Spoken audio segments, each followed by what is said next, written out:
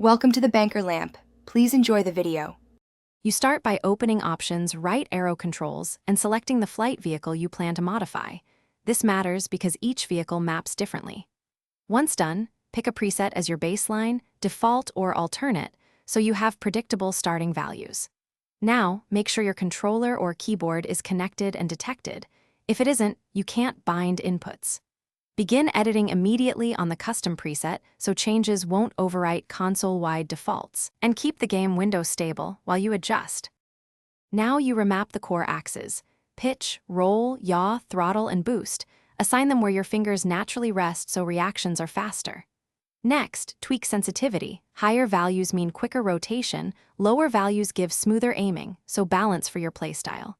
Then set dead zones to ignore tiny, unintended inputs and pick a response curve, linear for predictability, exponential for precision near center.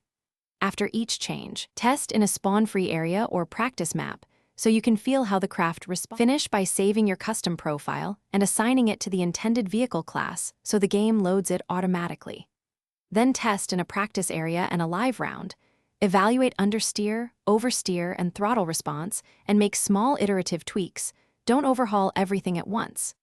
If something goes wrong, reset to your last save, check controller drivers and platform calibration, and confirm no conflicting binds exist. That one troubleshooting tip usually resolves most detection or drift problems quickly. Thanks for watching. If this was helpful, leave a like and consider subscribing. See you next time.